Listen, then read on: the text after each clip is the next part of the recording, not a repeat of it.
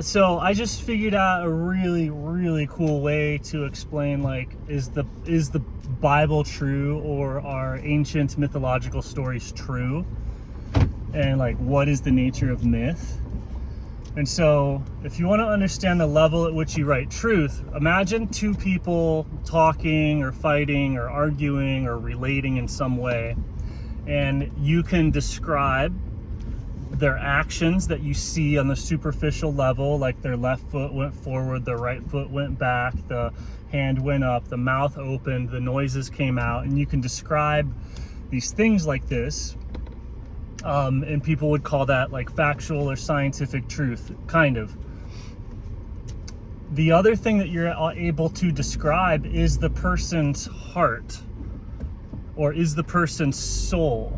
Like, why are they doing it? What are they doing? What is the nature of their heart, right? You could have somebody having a hysterical meltdown and crying and sobbing, but their heart might be doing something deceptive. It might be trying to manipulate. It might actually be trying to hurt other people, right? I'm not saying this happens all the time. Or you could have somebody who's like being super cheerful and friendly, but their heart is like, could be, you know, like negative, unfriendly, hateful.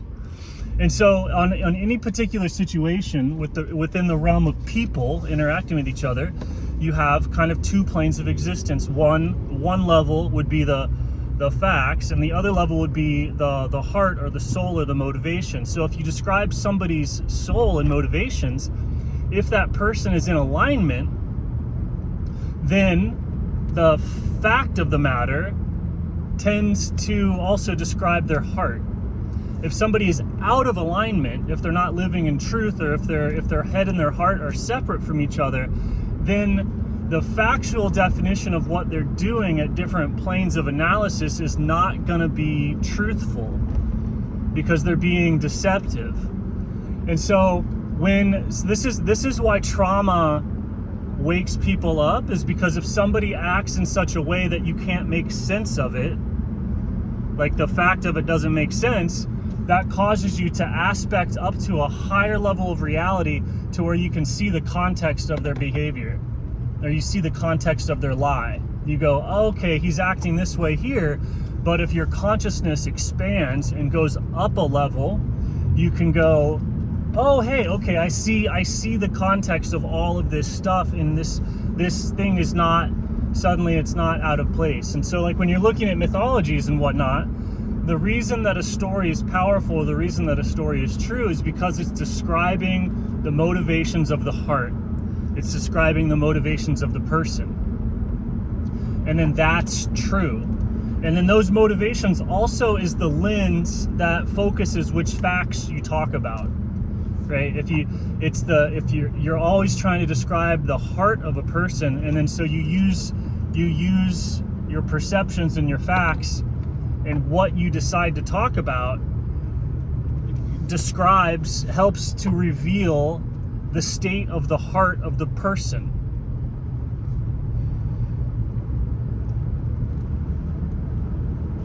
And so that's just those are the two levels of that's what two stories can be about. And so if you're describing the heart of a person, you're also able to describe like the heart of a people, the heart of a social group, the heart of a civilization.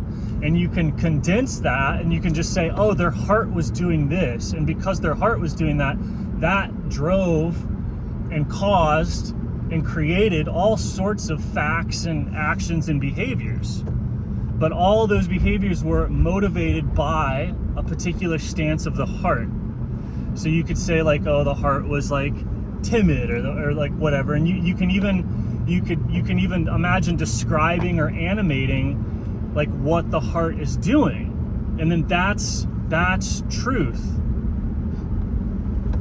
So when you're looking at the Bible and things like that, those stories are describing the heart of mankind. All mythology is describing the heart of mankind. There are no facts, because your heart, even when you're looking at facts, your heart, your motivation determines which facts you focus on. And so you can, if you have a deceptive heart, you can focus on facts that are true, it happened, but they might cover up the motivation of the heart of the people involved. And at that point, you could say that they're a lie.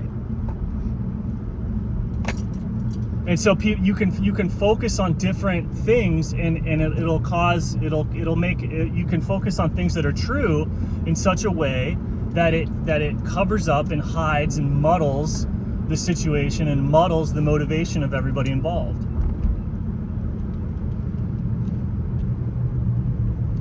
And then when people are in alignment, then their overt presented actions reflect their heart.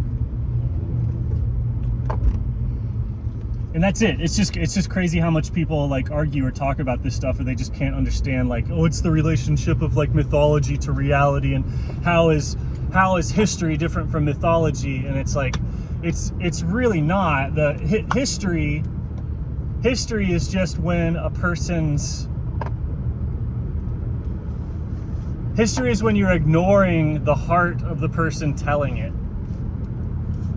Like when somebody thinks that they're doing history, they are just assuming that their heart shares motivations or whatever, because when you're telling any narrative, when you're telling any story, the lens, like the string of facts that you weave through it is just different. Like it's just different if you're looking at history from a strategic perspective, like if your heart's interested in strategy, if your heart is interested in anthropology, if your heart is interested in technology, you can weave these different strings of facts together to create a historical narrative. But the historical narrative, even if it's a scientific narrative, like all of it is determined by the nature and the stance of the heart. And this is, I don't know, this is one of those things that it's just, it's amazing how, I know that I sit and I call everybody like stupid and retarded and everything, but it's like, I feel like there'll be tremendous progress made when people realize just how stupid the last several hundred years have been in many ways, because it's like,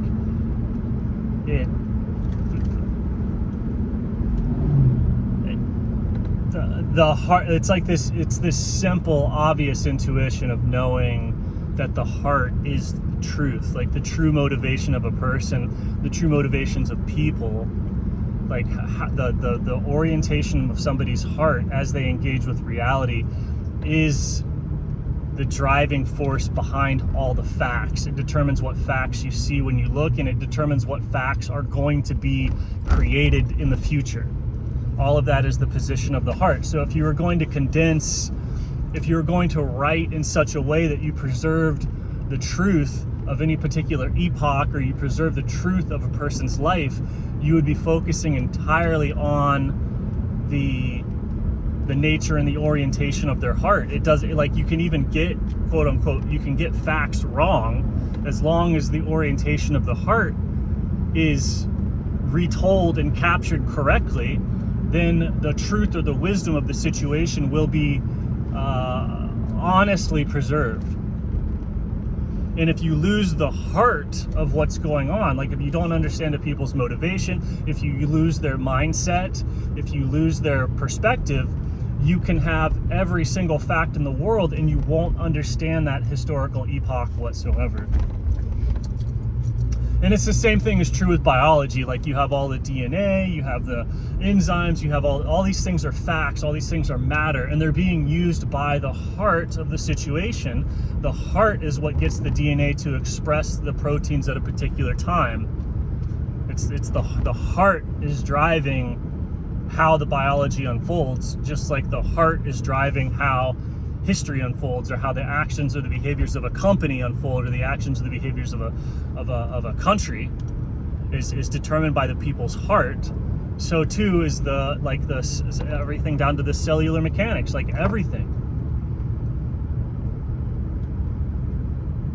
And it's to even have this to be something that needs to be talked about, like explicitly or discussed, or to like have, like you have scientists like Richard Dawkins and other people like not having this in their thing. It's a form of mental retardation. Like if you can't, you have to realize where there's disease, right? Like if everyone's getting lead poisoning or mercury poisoning and their mind state is just dull, you would have to be able to say that lead, that mercury, that toxin has made me or made these people retarded.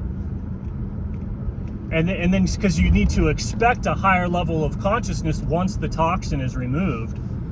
And so it's just, I think people need to just see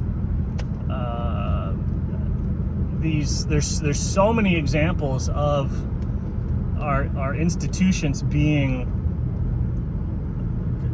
captured by retardation, just really, really severe retardation. A lot of it caused from abuse, trauma, poisons, toxins. It causes the mind to become retarded.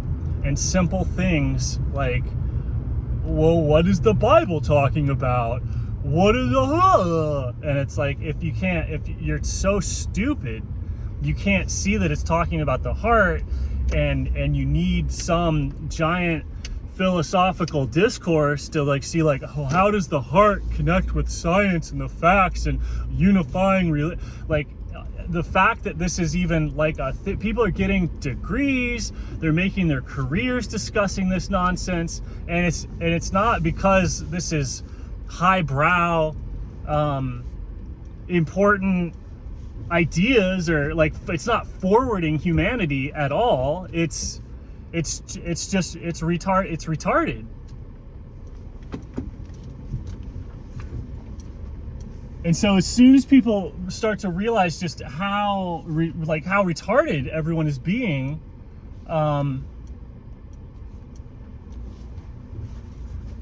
we'll be able to move forward onto something more interesting, something less retarded.